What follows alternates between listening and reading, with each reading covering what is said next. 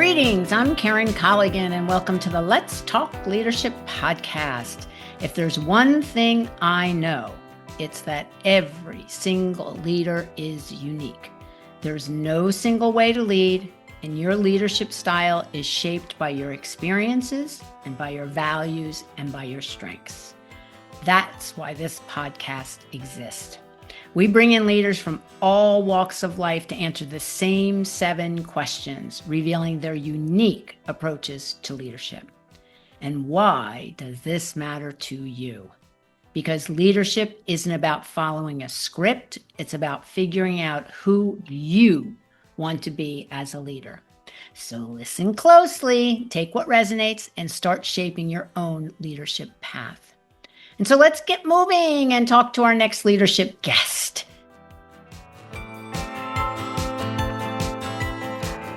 In this episode, I am thrilled to be speaking to Marsha Clark, founder and owner of Marsha Clark and Associates. And we're going to hear all about Marsha's approach to leadership. So Marsha, welcome and thank you for being with us today. Well, Karen, thank you very much for having me. I love these kinds of conversations.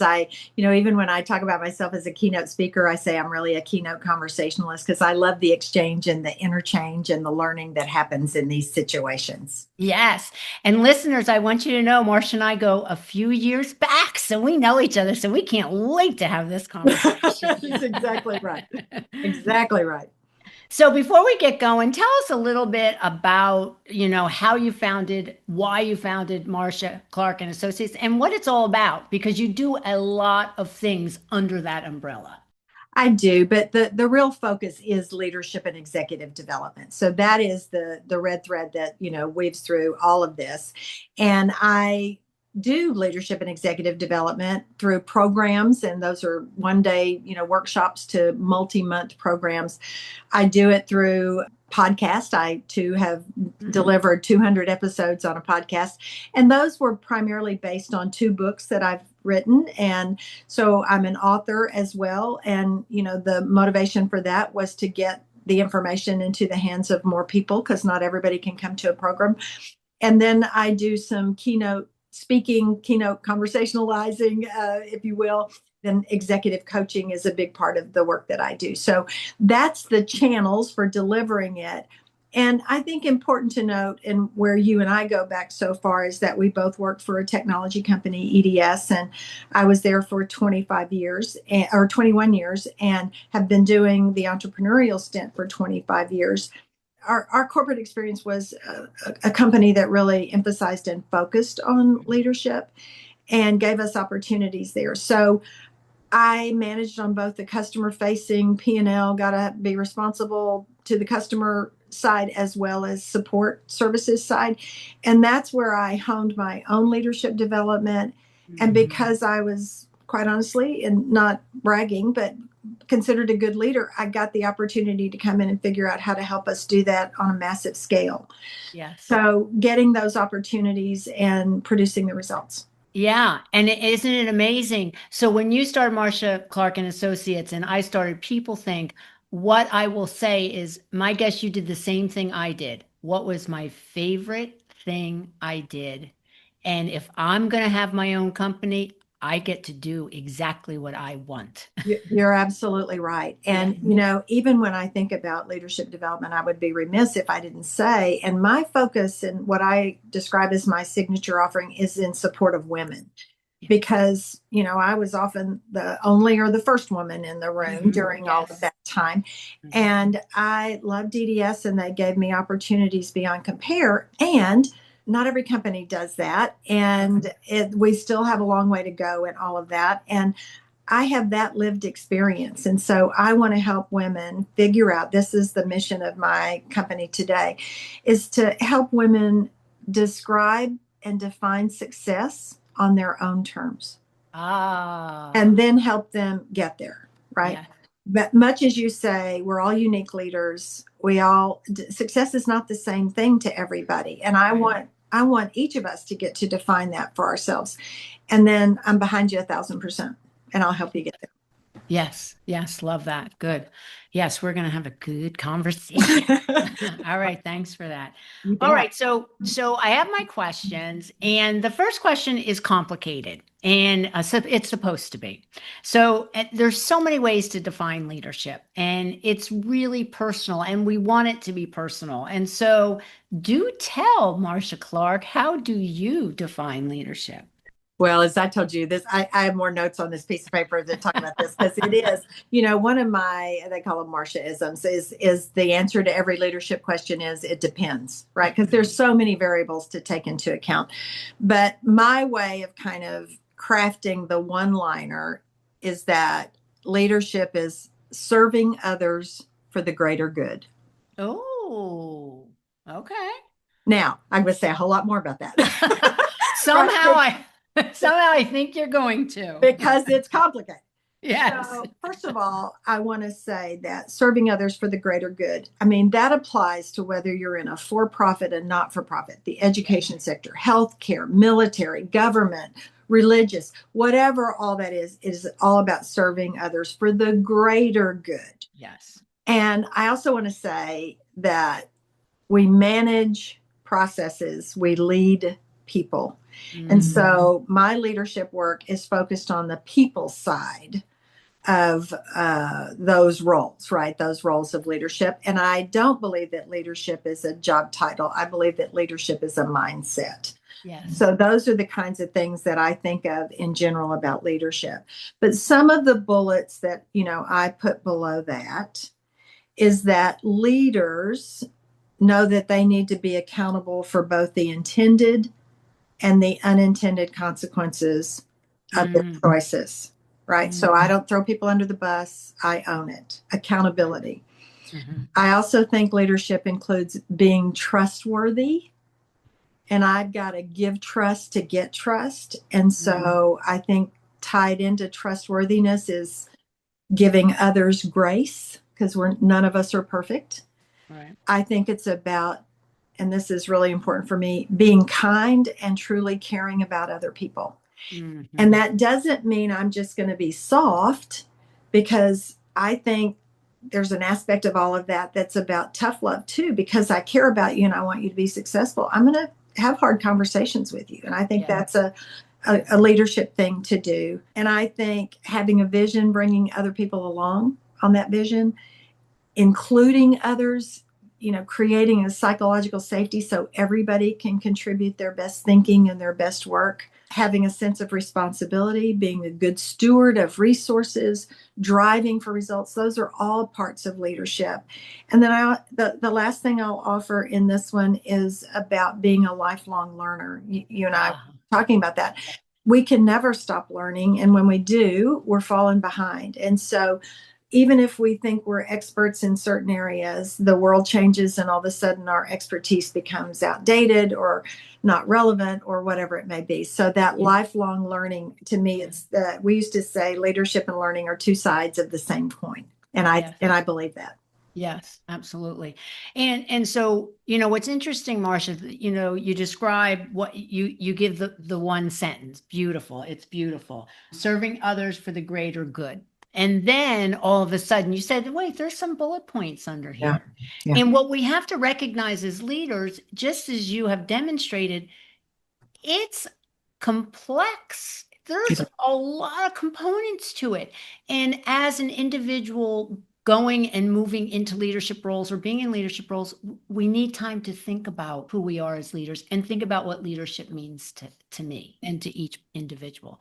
That's So right. I love all the bullet points. Yeah. Thank Let's you. bring some color into this That's right. conversation. That's right. Because it's hard and complex. Yes, absolutely, absolutely. Okay, so the next question, when I think about leadership, I think about values and I think about we have to really understand values. And some people don't really do exercise around values. I like to do my values exercise pretty regularly just to make sure I'm on point. So what I'd like to know, what are your top three values as a leader? I mean, it's like our foundation. It's how we make our hard decisions and our easy decisions. So what are your top three Well, values? I will tell you, I too believe that when we know our values, we can then live our values. Yes. And that the most successful, work or organization are when our personal values align with the Yes. organizational values. Yeah. So Hmm. I underscore, and we do a values exercise in every program that I do. And we've also included that in the books. But I picked four, not three. And here, Again, big surprise yes, here. yes. So the first one is clarity. And Oh, I think some people don't really see that as a value. But if we're not clear about who we are and who we want to be, who we aspire to be, yeah. what we want to do, and I don't mean as a job, but what do we want to do about any given situation or scenario that presents itself to us? And why? What is the why behind it? What's the purpose Mm. behind it? What's the goal or the objective behind it? If we don't get clear on that, anything we do going past that is kind of we're kind of wandering around trying to figure it all out. And it's Yeah. not very efficient and it's often not very effective. Yeah. And I don't get to get where I want to get to in the way that I want to get there with integrity and with, ethics and with all of that. So I think clarity, I think Mm. Brene Brown says clarity is kindness. And I am a big believer in clarity. Has Mm. to start there. And the second one is about courage. So Oh, the courage, and this ties right to live our values. I mm. mean, and they're not, values are only values when you practice them when they're inconvenient. Yes, Okay. exactly. So it's not going with the flow, or it's not violating a value or compromising a value because I can't have the hard conversation about it, or I'm afraid of retribution. I mean, you got to stand for what you believe in, fight for what you believe in. And that requires courage, also requires us to find our voices. And Yeah. sometimes for women in particular, our voices are quieted or dismissed or labeled or whatever you want to say about all of that. But we have to find our voice so that we can then truly stand up for what we believe in, those principles and values. And I love the Winston Churchill quote that says, "It takes courage to stand up and speak, and it takes courage to sit down and listen." And Mm. so, I see the world in continuums, and that goes back to it depends is the answer Yeah. to the question, right? I need to know when to stand up and speak, and I need to know when to sit down and listen. And then the third one, which again ties to your point about we're all unique, is authenticity. I Mm. value authenticity, and it shows up in everything that I do. And it also ties into something you said about know what your strengths are and then figure out how to play to those strengths, because that's going to give you the greatest success. Yes. And, I'll say this to you because it shows up multiple times in how I think about things, is to never let anyone else define you. Right. Mm. So society puts labels on us, or stereotypes, or cultural biases, or unconscious biases. All of those are a part of how you should look, how you should talk, how you Mm. should act. Mhm. And the shoulds, another one of my Marsha isms is should is could with shame on it.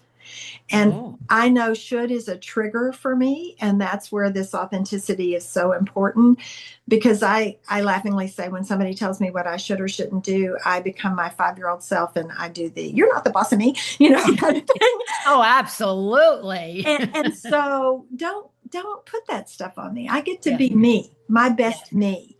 And Yes. then the last one, and you heard the element of this in my definition of leadership, and that's about service. I truly do believe that great leaders want to make the world a better place. They want to Mm. leave wherever they, engage better. They want to leave it better than they found it.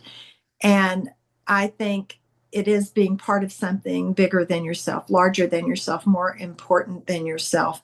And so I think service is that fourth value that I it drives and guides my decision making and choices.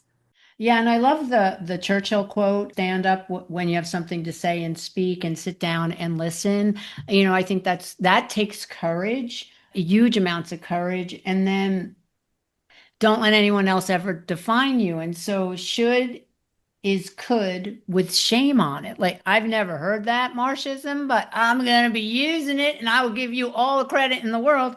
because I normally say no, shoulda, woulda, coulda. Right. But Right. because everybody's like, you should do this. As soon as someone says you should, I 5-year-old self, like, oh, that's what you think. And then you could do No, this. you. And yeah, exactly.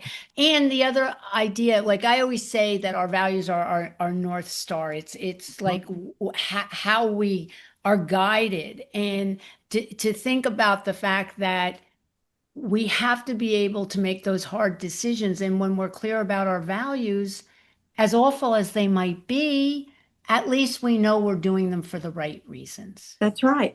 And I feel better about my choices when they're aligned with my values. Yeah. Right. I mean, Yeah. that's when I know I don't have to explain it to anyone. I don't have to defend it to anyone. Right. I'm doing this because this is of great value to me. And Yeah. so I'm not going to compromise. I'm not going to violate. I'm not going to be a people pleaser because this is too important to me. And Yeah. that's when you know it's a value, when you can stand in the heat of it all and Yeah. still feel good about, the choice you made. And you get up the next morning, you look yourself in the mirror and you feel good about who's looking back at you. Yeah. Yeah. Exactly. Oh, Yeah. that darn mirror, Marsha, that I darn mirror. know.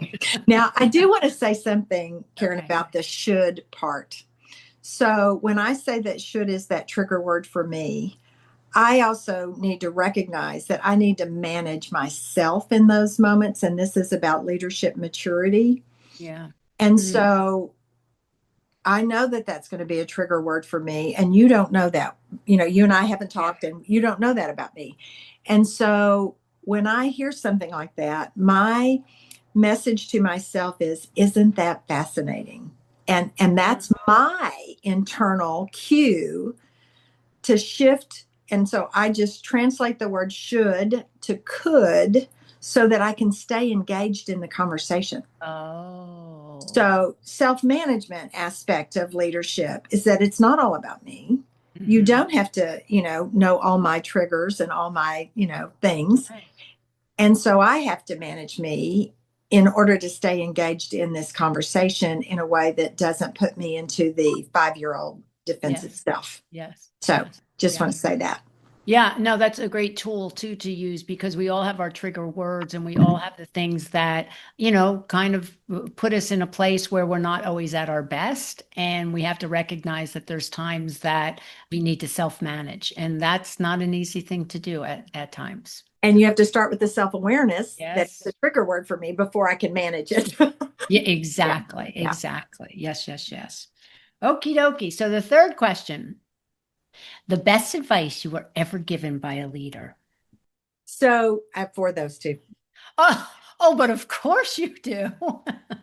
So the first one that came to mind was that you have to balance results and relationships. Hmm. And most of us in whatever roles we play in life are getting evaluated or assessed or measured by, do we get done what we need to get done? So that's the Mhm. results part of it. But what we know is that if we alienate people, disengage people, dismiss people along the way, people don't want to work with us again. Mm-mm. Right. So Right. when you think about leadership, and if it is bringing people along, setting the vision and mobilizing the team and so on, I've got to develop the kinds of relationships that people want to work with me again so that we can go get great results together again.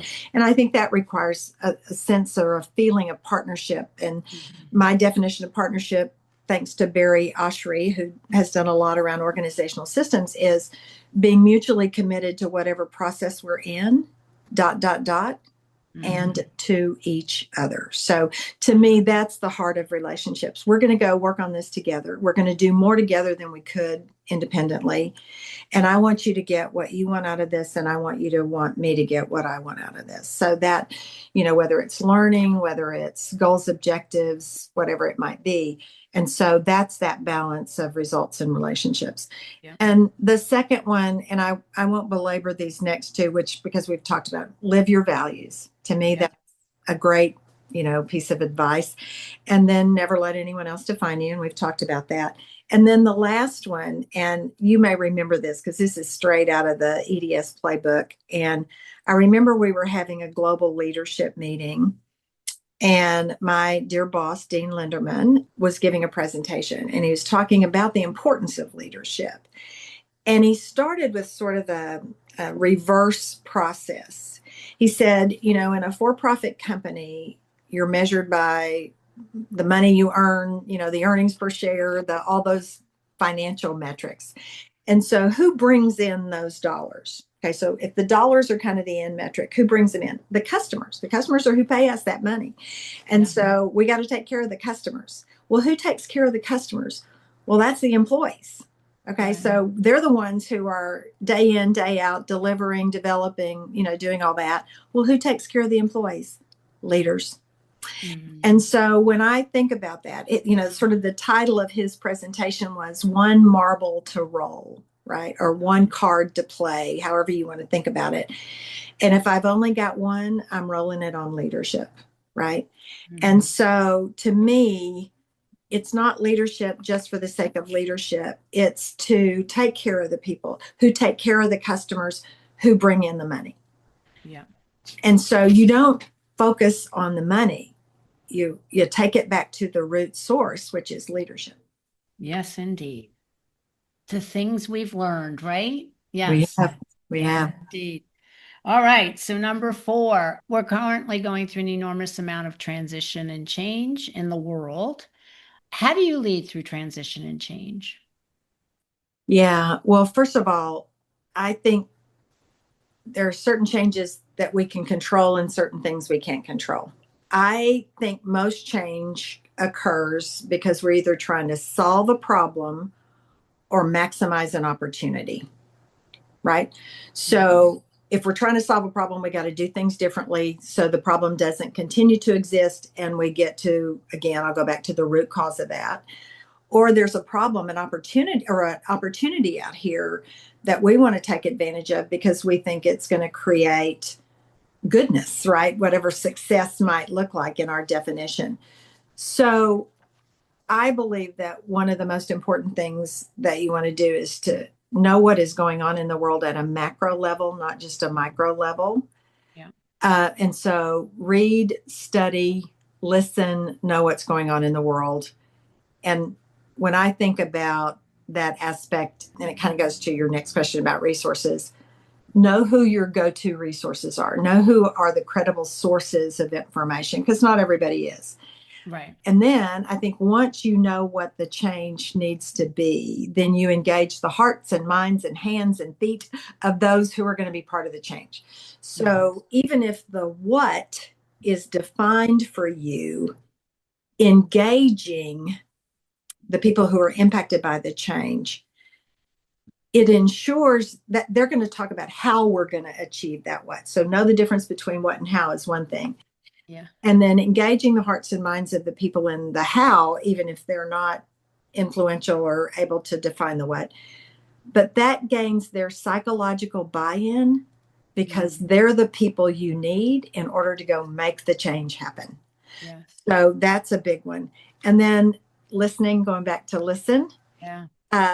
And you got to do the pulse checks because especially depending on the scope, the magnitude, the complexity of the change, you're going to learn things along the path of that, of affecting that change that you didn't expect. And so you got to take those pulse checks and you got to be ready to pivot if you need to pivot. You're going to discover things that you didn't expect. I mean, that change is just fraught with that. And if you go in thinking you know everything, you'll never get there because you'll never know it all. You've got to listen, take those pulse checks, be ready to make those pivots so that you can achieve the end result. And the plan is just a plan, but you're clear about what you're trying to accomplish. You've taken in all the information from the people who are going to go make it happen. And then you do those pulse checks. And then the other thing I think is really important in change is that you celebrate progress and you celebrate achievements, because especially when you look at large scale change, it's usually long, right? I mean, and I'm working all these hours, and is there a light at the end of the tunnel? And, you know, and we're still 6 months away or, you know, 12 months away or 3 years away or whatever. And so there's got to be a little happy and celebrate and good job and pats on the back along the way. And finding those opportunities, I think, is tremendously important in times of change.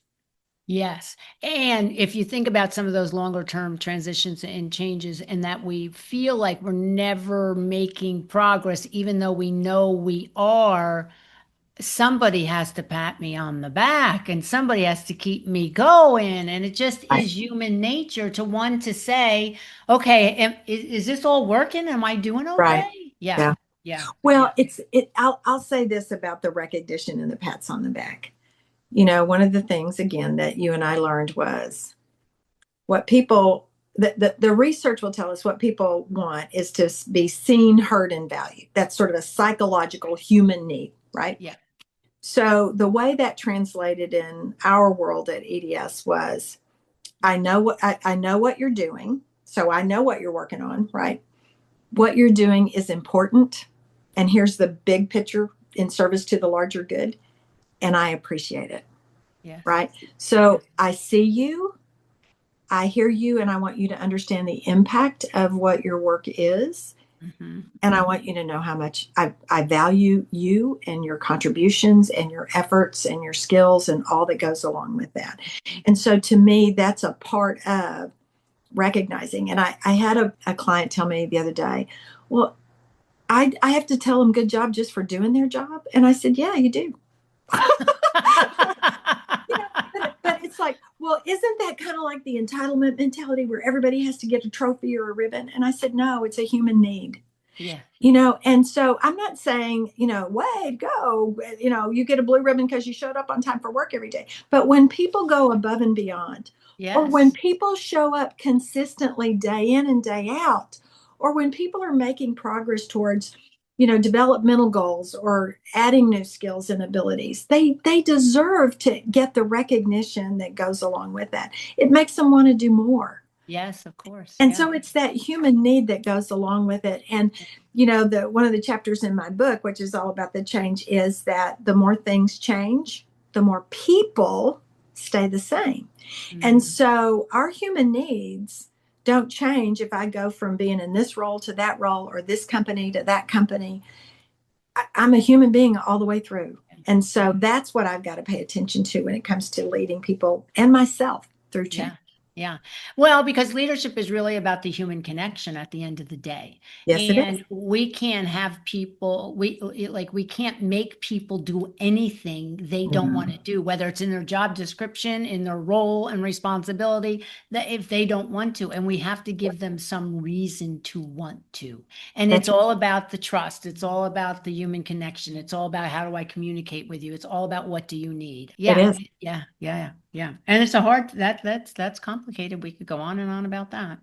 Okay, so we know the best leaders are curious and always learning, and we talked about that earlier. So what do you do? What are some resources? What are some things you do besides listening to podcasts and providing podcasts? But Right, what right, else right, do right. you? Well, I read a lot, and I've always been a reader from my, I read every book in my junior high library, and I mean that Oh honestly. my goodness. I thought I And read I had all three, that. I had 3 years to do it, and I read every book on every subject that was in there. And Oh but my.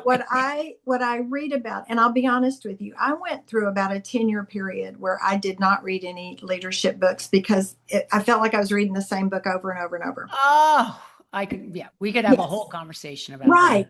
And so each one of them had their 7 attributes of leadership and, blah, blah, blah. And again, you and I believe that everybody's got their unique list. And so I do try to read what I think I, provocative is one of my favorite words. And so I'll read books that I think are a bit provocative that will cause me to think about things Um, differently than what I'm thinking about up to this point. So I'll read about leadership. I also read a lot about how people learn because I think the more we're uh, learning about our brains, the more insightful and targeted we can become to serve people who have all yeah, those different kinds of brain thinking yeah. and life experiences in that brain and so on and so forth.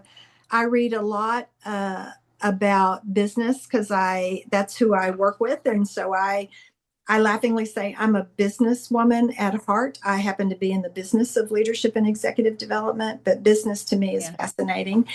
And I read a lot, especially now, about the geopolitical, because there's a bigger story about that impacts market policy, laws, all of that.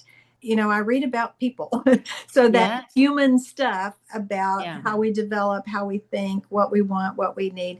And then I read a lot about women because Mhm. that is my, primary target audience, Yeah. because those are the people that I want to support. So that's the reading part. And I look for diverse views, that provocative part. And I also look for good research, because what I bring to my clients is research based, fact based information. So I don't take just my anecdotal experience and think that's the world, because it goes back to my world is narrow. None of us have had. And, I suppose I should have said on one of my values was intellectual humility, which in my mind is I know a lot and I don't know Yeah. it all. Yeah. Right. I still have a Yeah. lot to learn. And Yeah. so that idea of good research, and I'll tell you, one of my favorite is the Pew research, PEW research. Yep. Yep. I think they have great methodology. I look for corroboration of information. I don't look for single source kinds of research. And so I'm going to bring you that, as well as my anecdotal experience and stories, because I think the combination of those, and then create the tools to not just tell you what you may want to do, but to give you the tools to figure out how to go do that. Yeah. And then, by finding my own voice and speaking up, even when my point of view may be different than those in the room, whatever the room may be, I learn a tremendous amount from that. I said to you earlier, I say to myself, isn't that fascinating? And especially when I find myself maybe in a critical or judging kind of place with what someone may be saying. Yeah. And then I say, okay, isn't that fascinating? What else could be true is also one of my favorite questions, because we're making up stories all the time. Yeah. And so if I can truly then say, tell me more, or I don't see that connection, help me understand, that to me is one of the greatest resources that's available to us, no matter what the scenario, no matter what the situation. And that's where I broaden my perspective. And I will tell you, in at least 50% of the cases where I'm sitting there thinking, what in the hell are they talking about? And where does that have to do with anything? And then I say, okay, I don't see that connection. Help me understand. And then they tell me a bunch of stuff. And it's like, okay, that makes great sense. Yeah. And so, I'm going to say at least 50% of the time I learn something new when I come to it from a place of curiosity and learning, rather than you're an idiot and I'm tuning you out, Yeah. Exactly. So that's where I would go with resources and such. Nice. Yeah. And the curiosity piece, it's in every facet of our life, whether you're in a meeting, whether you're, walking down the street, whether it doesn't matter. It's about being able to recognize from a curiosity perspective that people are different than we are, and that we have to have the guts to be able to have the conversation and recognize that I know it's a surprise, but I may not be right all the time. Can you No, imagine that, Marsha? Say it isn't so. Yes. So, no, yeah, if only, but that's a whole if different story that only. we won't go Yes. into. Okay, so what piece of art or music or literature, whatever else, keeps you balanced and brings you joy? And joy is the word I really care about here. I So, love so joy. I yeah, love so joy. me too. So the obvious answer, I think, is my grandchildren are what keep me Oh, grounded and bring me joy beyond compare. yes. So I have a 13-year-old granddaughter, an Oh, 11-year-old grandson, and a 7-year-old granddaughter. oh. And so they are both my laboratory as I see them, at their young ages. And now that Yes. I know what I know, right? Yeah. I laughingly tell my son, I said, "Oh my gosh, you should be the most screwed up kid in the world, because when we become parents, we don't know any of this stuff, and then it's like, oh, I learned this, and oh, I screwed that up, and all that." But you know what? I did the best I could, and I have come to grips with that. But I Yeah. love everything about seeing my grandchildren learn and grow and struggle, and how they get past those struggles and how to help them in those struggles. Yeah. So that's, far and away number one. Now there is a number two, which is sports. I love sports. I was a tomboy when I was growing up, and had two older brothers, and I never played with dolls. And yeah, I'd play house in school every now and then, but it was really about climbing trees and playing sports. And so football is my favorite. I'm a season ticket holder for the Dallas Cowboys since 1989. And that's followed closely by basketball and baseball. And, I felt like I needed a little more weight to this response. So one of the things that I want to say, and what I think attracts me to team sports in particular, is that for all the lessons they teach. And my granddaughters are both volleyball players, and my grandson is a baseball. That's their sports of choice. And, my granddaughter is as tall as I am. So she's 13 and she's about 5'9", 5'10". So she's, volleyball. But what they learn through team sports is discipline. And, you can think about discipline of how I take care of my body, therefore what I eat. Do I get enough sleep? The discipline of practicing, and that I've got to practice in order to get better at something. They learn about team spirit, being part of something larger than themselves, which again, going back to serving others, for the good of the world. They learn how to take coaching, right? When somebody's saying you could do this better, you could do this different, and they're at a young enough age learning these things that they'll take that to heart and try it. How to win and lose, because you're not going to win all the time. I was going to say the lose is the big part. It is the big part. And then how to build your own grit, right? I just missed that shot, but I got to go back out there and I'm going to make the next one, kind of thing. And that sense of responsibility to the team. You can't just walk away. You can't just, cry about it. I got a bigger responsibility. I'm tired and I don't want to go to practice, but I'm going to go to practice because that's my commitment to the team, and I've got to fulfill that responsibility. So, I'm a big believer that what we learn on the playground is what we bring into the workplace. I mean, the same rules, apply. And that's why I love that they're learning these rules now. Well, everything you just talked about is leadership, discipline, coaching, win and lose, grit, sense of responsibility for the team, community. I mean, all of that. All that. And she's 13 and on a volleyball team, and she has no idea what she's learning. Well, that's right. Yeah. That's right. But then she'll tell me, Mimi, I'm a Mimi, grandma name. And so there were some girls who were talking badly about each other. And so I'm telling you, this is my oldest, and she was on my knee when I was having team meetings talking about some of this stuff. So she has grown up with the messages about what it means to be a girl and a woman. And she said, so I got them in a circle, which is, women in circles, goes back to the women at the well, reading circles, quilting circles, all that kind of stuff. And so she said, I just ask each one of them, what are you feeling? What are you thinking? What are you feeling? And what do you want from our friendship together? And I'm like, yes. What? At 13? Well, she did it at 11. Oh, she's amazing. I just want to say all of that. Just, of course, my grandma-ness, my Mimi-ness. But I mean, we can teach our children these things. And it goes back to, what are we modeling?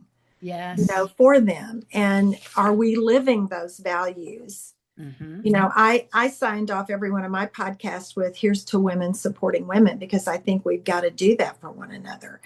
And so whether it's amplifying our voices or supporting one another, and I don't have to agree. I'm not going to support you just because you're a woman. I'm not going to agree with you just because you're a woman.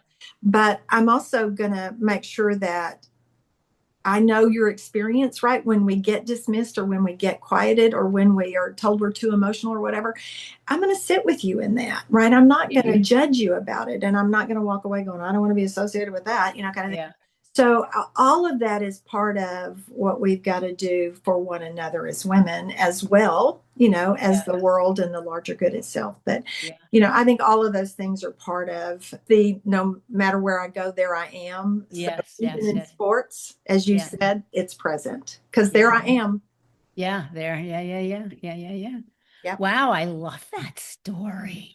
I do too. Oh, she's a little rock star Yes, already. she is. Mini Marsha, look out, baby. She's taking you over. She will. She will. She'll be teaching me before. I mean, she teaches me all the time, but she'll be telling me what the latest research is before too long. Exactly. Okay, here's my last question. Yes. Do you have a favorite quote? I mean, there's so many. I love quotes. I have pages of quotes. So is there one that resonates with you that you'd like to share with the audience? Well, I think in the context of this conversation that we're having, surprise, I have 3. Here we go again. Here we go. So the first one is by Arthur Chan, Chan, and it is that diversity is a fact, equity is a choice, inclusion is an action, and belonging is an outcome. And the last chapter of my second book, Expanding Your Power, A Woman's Opportunity to Inspire Teams and Influence Organizations, is entitled, that last chapter is entitled Belonging. Because if I recognize we're all different, if I work hard to give everybody a fair shot, equity is a choice, inclusion is an action. If I create psychological safety and invite people's thoughts and ideas, and I give those thoughts and ideas weight and consideration, if I do those things, they will have a sense of belonging.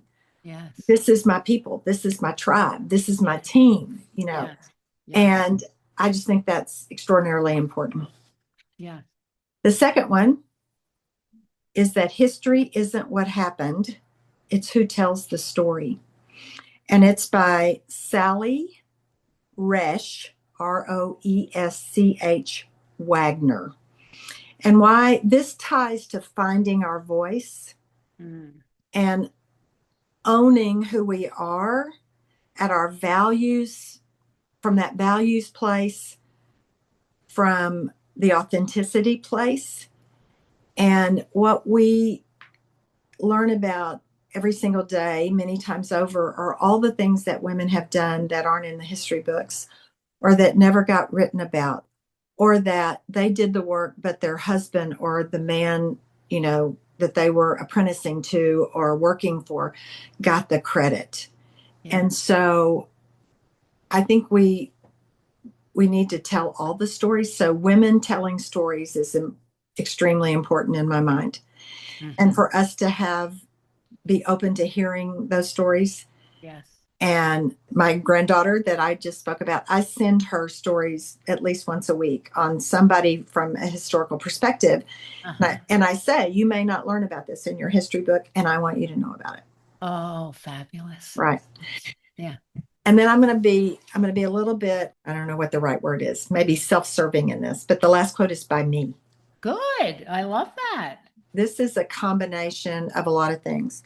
So it's got 5 parts to it. Okay. I'm ready. Leadership is a profession. And what I mean by that, Karen, is that if I'm a leader, I can lead almost any functional area. I don't have to know how to do the work to lead the people who do the work. Yes. So if you're going to build your capabilities to have a more formal or hierarchical leadership role, hone your leadership skills. Don't become a better engineer to be the engineering leader. Don't become a better accountant to be the accounting leader. Be a better leader. So that's the first part of it. Okay. The second is that all work is a process. I mean, you may remember the whole total quality management, TQM stuff that we went through in the 80s. And I learned that there. And everything, I don't care whether it's a product that you're building or a service that you're delivering, First you do this, next you do this, next you do this, next you do this. And that's how we can train and teach people. And part of it is not telling them what they need to do, but it's what questions they need to ask at this point in the process to go get the answers to do the next step, right? Yeah. So that's the second part. The third part is that continuous learning is a necessity. And we've touched on that, so I won't belabor that. The fourth is prioritization matters. And we, particularly as women, can sometimes think that we have to please everybody else and we have to accommodate everybody else. So everything is a priority. And I begin to live my life by making sure I checked everything off of my today's to-do list, rather than identifying, the story in Stephen Covey's First Things First book about the big rocks, right? In the jar and the sand and the gravel and all that. Oh, yeah. And the saying that I've captured from that is always put the big rocks in first, because you'll never get all that other stuff in. Right. And so are you working on the big rocks? Are you prioritizing that with your time, your energy, your focus? Because that's what's going to change, the world. That's what's going to move the needle. Yes. And if we're so busy working on gravel, sand, and water items, we lose sight of what those big rocks are. And all of a sudden, it's April or it's September and I haven't done any of those things. And, and what we often do, and I don't mean this to be harsh or critical, but men often get to work on the big rocks because we're doing everything else. Yes. And so you need to shift your thinking around that and know that what you prioritize and how you spend your time, energy, and focus, make sure it's on the right things. And then the last one is choose wisely, right? Choose to be a leader. Choose the best process for getting things done. Choose to be a learner. Choose priorities and how you're going to spend your time, energy, and focus. So, we have choices. And I think it's the greatest gift that in my world God has given us is our free will choices. And I think as a result of that, we've got to be conscious of that for the hundreds of decisions and choices we make every single day. Yeah. Wow. Okay. I love that you kept coming with, no, I have 3. No, I have 4. All right. Go, Marsha. We love that. Yeah. Well, yeah. I mean, again, it's complex. It's challenging. It's hard. And if we think there's just this, zippy answer that we can give, I mean, we lose so much. Yes. I mean, the beauty of all of this. I have a colleague that says, I enjoy the toil of learning and leading. I enjoy the toil of learning and leading. And I do too. I do too. Obviously. Yes, that is the big obvious one. Wow, Marsha, thank you so much. So I learned so much as always. And, it's just so wonderful to hear, kind of how everything evolves, and then all of a sudden, isn't it funny, Marsha, then all of a sudden there's such clarity and, you think about what, everything we're talking about in terms of leadership and that continuous learning piece and prioritization. And if it were easy, everyone would be great at it. And it's not easy, which is why we don't have always the best leaders we could have. Well, that's right. That's right. Going back to the intellectual humility, again, I told you I see everything on continuums. Well, there's intellectual horsepower, which is, do I basically have the cognitive thinking skills to figure things out and decide and do all that? And both men and women have a whole lot of that, right? I mean, there's smart people everywhere that we look, and they're smart about something in some area. Yes. But then the other end of that on the intellectual humility, and I came to this research because I'm sitting on one of the women who went through one of my programs. She's now going back and getting her PhD. And you may be familiar with the imposter phenomena that, people are going to find out I'm not enough. And, I live in fear of that and all that. And what she, and we also know that the highest achieving women often score the highest on the imposter phenomenon scoring that Dr. Clance created. And this person scored high on imposter. And so she wanted to do her PhD research on what are the positive aspects of the imposter phenomenon. Oh. And so because I'm sitting on her committee, I'm getting to see all her research and, do all this. It was my first time to do that as a continuous learner. Yes. And so she introduced me to this very recent research. I think it was in 22, that this intellectual humility. And if I reframe my imposter phenomenon thinking with I know a lot, but I don't know everything. So versus I don't know it all and they're going to figure me out and I'm going to, not look good or not get good. All of a sudden, the vulnerability of saying, I don't know, I'll go find out, or I don't know, but I'll do some research or whatever. Yeah. That's okay, right? Yeah. That's a position of power. And so women actually score higher on intellectual humility. And it's considered to be a very important skill to have because we don't know everything. The world is constantly changing. And therefore, we have to be in that continuous learning mode. So you see how it all wraps together. Yes. Yes. And the collaboration of engaging the hearts and the minds of the people who are going to go help me make it work. That's what intellectual humility brings you. Yeah. So the value of that as a leader in either the service industry, but also in times of change, which is all the time, and really bringing people along and engaging the hearts and minds through major change efforts. It's all tied together. Yeah. And I love that you keep talking about hearts and minds, minds and hearts, because you have to have both, and you have to make sure that there's a connection point between the two. Yes. That's kind of like results in relationships. Yes, hearts exactly. and minds. Exactly. Exactly. Yes. Before we close out, Marsha, I'd love for you to tell us a little bit about your two books that you've written, Embracing Your Power, and your second book, Expanding Your Power. So give us a little bit more information on both of those so that we can know where to get them and exactly what's going to be in those. I hope that your listeners will consider buying my books. And I know that's a very, self-serving. And what I want to say around that is that for so many organizations who have either cut development, never offered it in the first place or whatever, my reason for writing the books, doing the podcast, developing some online training currently is to give more accessibility to a broader audience.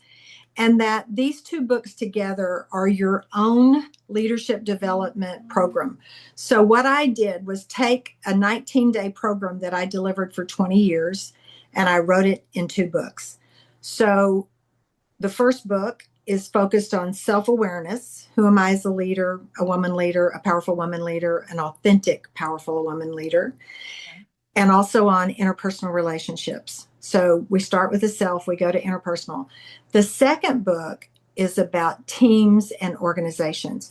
So the first book is Embracing Your Power, a woman's path to authentic leadership and meaningful relationships.